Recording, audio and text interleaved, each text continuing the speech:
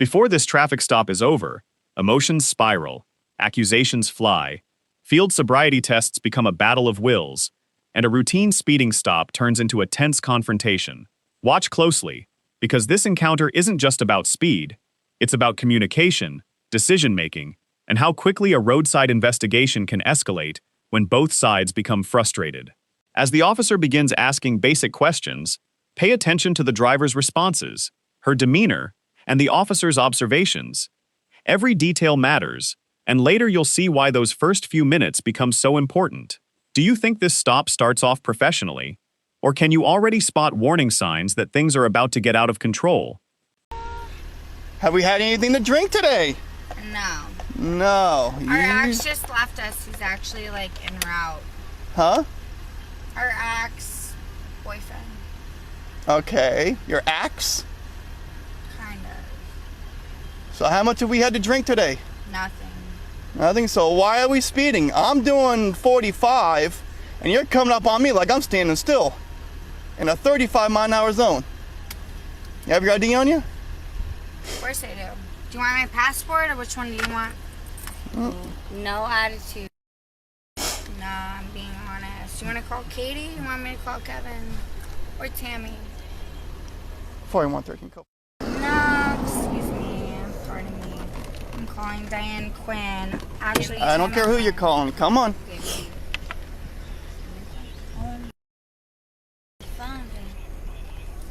Don't touch my phone. I'm gonna yank it out, and I'm gonna yank you out if you don't come out on your own.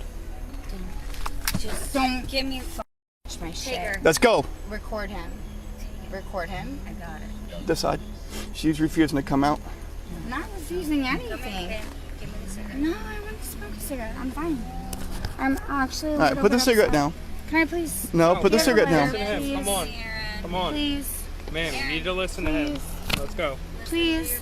All right, watch out. Please. Over here. We're going to close the doors. At this stage, the officer has shifted from investigating a speeding violation to assessing possible impairment. Notice that he's repeatedly asking the same questions about alcohol consumption while also paying attention to speech, behavior, and coordination. That's standard practice, because officers are trained to build reasonable suspicion based on multiple observations rather than a single clue. Meanwhile, the driver keeps bringing up stressful personal events, which could explain emotional behavior but don't automatically rule out impairment. Stress and intoxication can sometimes appear similar, making these encounters especially difficult. What do you think? Is the officer reasonably investigating the situation, or is he making assumptions too quickly? Listen, ma'am, we're going over here, all right? Go with that. I'm going to stay here. Come on.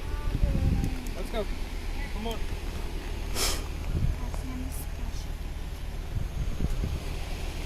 Fucking Chicago, except Chicago. Right above here people for get me. Shot. Actually, cops get shot, which sucks. All right, so have we had anything to drink today? No. No? So why are you slurring?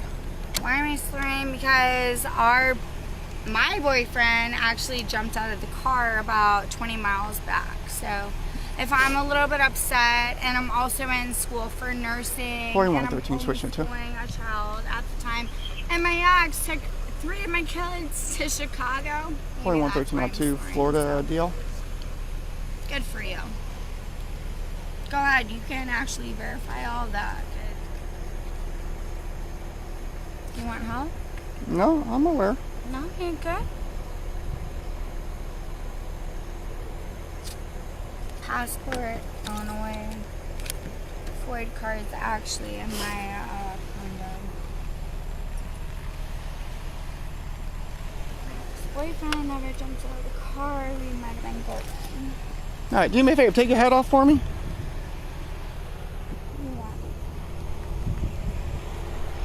Come on up over here so we're out of the road. All right, so like I told you when I drove up, you drove up on me like I was standing still. Talking to you inside the car, you got slurred speech.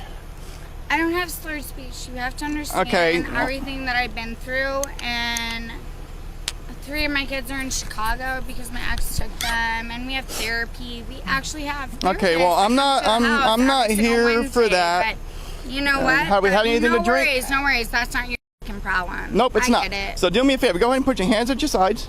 Do you want me to do a freaking backflip, I'll do that for you. All right, so with your eyes and eyes only, what you can do is you're gonna keep an eye on this blue light. All right? So hands at your sides. It's not even gonna happen.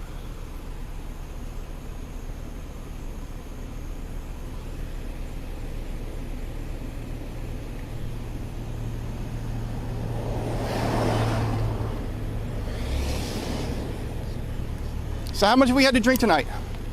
Nothing. Nothing? Actually, I have my prescription with my contacts if you want Good. to go check it out.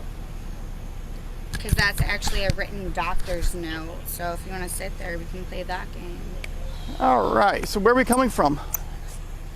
Where am I coming from? Cotton, thank you. My Back on. aunt's house in Key West. She's a doctor. Okay. All right, so we're gonna go ahead and play this game.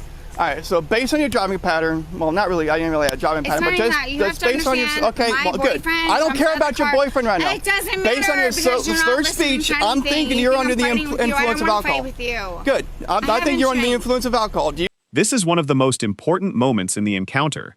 The officer requests standardized field sobriety exercises after explaining why he believes further investigation is necessary. These tests aren't designed to prove guilt on their own. They're simply another investigative tool used to look for signs of impairment. However, the conversation keeps breaking down because neither side is fully addressing the other's concerns. The officer wants direct answers, while the driver continues focusing on unrelated frustrations and challenging the investigation. That communication gap dramatically increases the tension.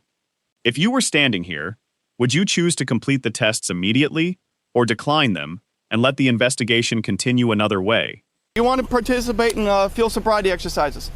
No, I don't have to. Sorry, Chicago Okay. taught me better. So she is the registered owner, not valid, sees tag, and a business purposes only. So she's coming from her aunt's house. She's not in business. Okay.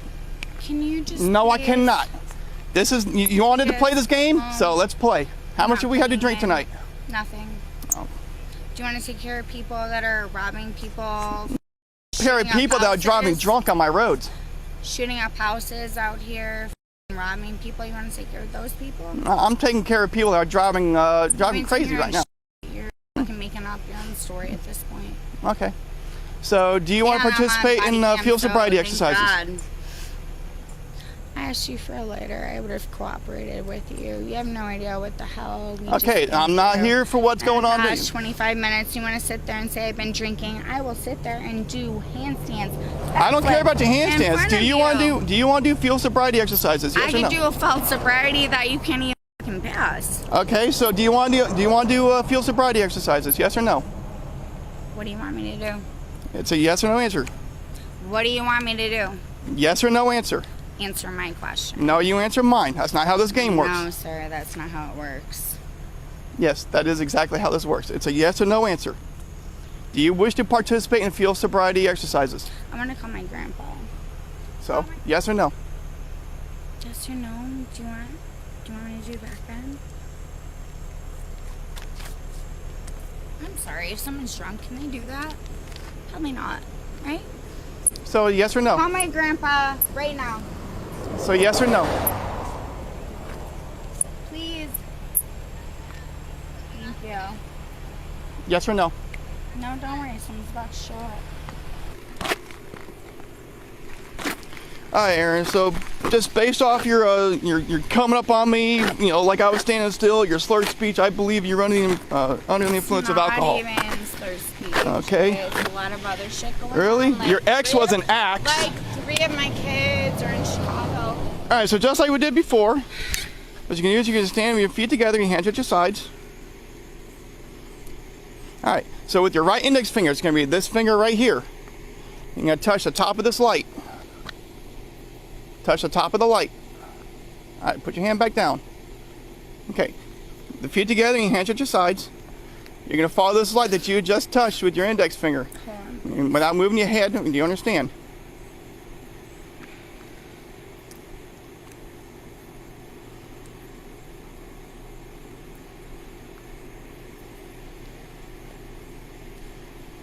All right, put your hand back down. All right, it's with your eyes and your eyes only. Do not move your head. Follow this light with your eyes and your eyes only. Do you understand? Yep.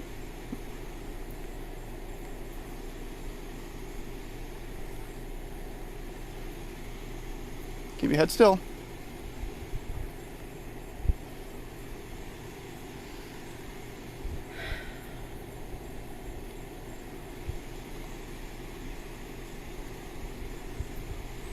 I have too much going through my mind.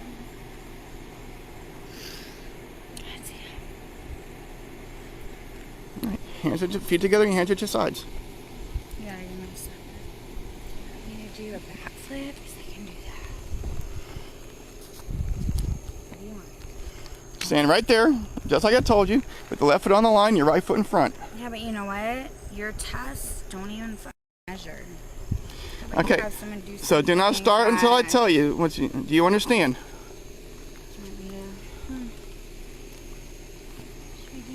Now the situation reaches a turning point. The officer is attempting to explain the walk and turn test, but repeated interruptions make it difficult to complete the instructions. These exercises rely heavily on listening and following directions, so if the instructions can't be delivered or understood, the officer may determine the tests can't be completed reliably. Moments later, physical contact is used to take the driver into custody. From the officer's perspective, this decision likely comes after evaluating the totality of the circumstances, not just one isolated action. Do you think the arrest was justified based on everything you've seen so far? Or would you have handled this encounter differently?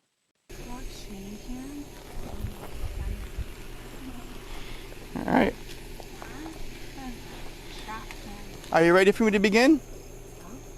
Okay. So, right back to where you were with your left foot on the line, your right foot in front of it. When I tell you you're going to take 9 heel-to-toe steps, you're going to go all the way down, and you're going to count up to 9. When you get down to your 9th step, you're going to take your lead foot. Can you do me a favor? Just listen. Just stop what you're doing and listen. I'll fix my taker. Why don't you actually show me what you want, and I will do that. Come here, I got an easier one for you. No. Yes. What you want. I'm not resisting. Roxanne! I told you to show me what you want. 4113. Female on arrest for DUI. Do you have any guns, knives, hand grenades, explosives, and incendiary devices on you? No, I got a Glock in my fucking seat, so you're lucky there. You have a gun in the seat? No, sir. You just said you did. Safe. I said I got a Glock in my safe. You're welcome. They said seat. Actually, from Sergeant Nick Whitehead, but you're welcome. Yeah, that's what I was. Huh? No, go ahead.